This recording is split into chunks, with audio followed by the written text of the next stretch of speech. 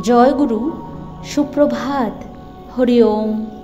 ওম অখণ্ড সংহিতা বা অখণ্ড মণ্ডলেশ্বর শ্রী শ্রীমৎ স্বামী স্বরূপানন্দ পরমহংসদেবের অমৃতময় উপদেশবাণী, একাদশ খণ্ড।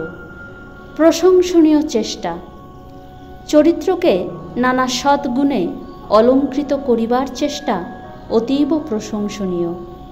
এই চেষ্টা যার থাকে না এবং আপনা আপনি জীবন গঠিত হইয়া যাইবে বলিয়া কল্পনা বিলাসে মজিয়া যে সময় এবং সুযোগ অতিক্রান্ত করে, ক্রমশ তাহার চরিত্রে এমন সকল নিকৃষ্ট দোষের সমাবেশ ঘটিতে থাকে যে পরিশেষে প্রচণ্ড ও একনিষ্ঠ ধারাবাহিক চেষ্টা ব্যতীত প্রতিকারের কোনো পন্থা থাকে না।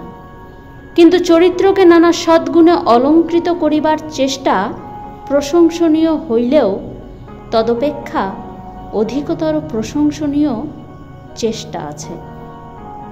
তাহা হইতেছে ভগবানে শ্রদ্ধা ভক্তির অনুশীলন করা।